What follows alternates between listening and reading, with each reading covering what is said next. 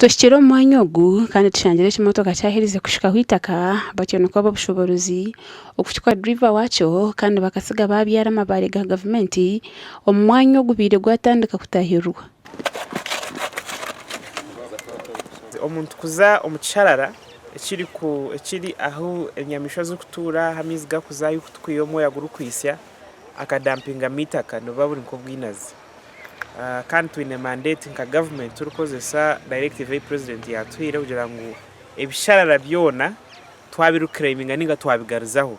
Turahurira ngo umwe warugishaka uwundi nizagoya munuya ngene urebe turatunga scante information ninga information yitorasa kugira ki uramumusho yari kwiba umushoga kuba ari kwiba takayenda kwereka ngo kugira ki ni cyo cyo kugira ngo izina uwaguredi we aliyo tumwino ubero vigilante already structure echi yakoze se twashikwasire kiri ya polisi kandi kindi tuza kumutwara omukoti kugira ngo kote tuyambe itaka eriyatire hwaha alihemu.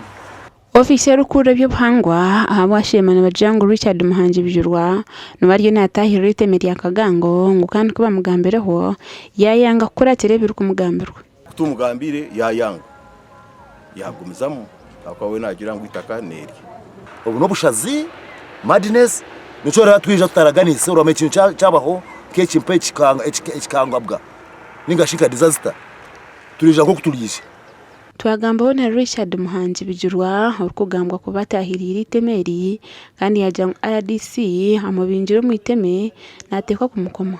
Rero lifted the veil on when you make a mistake. And they start compounding it with your office, with your no. Now you go and face the law as an individual.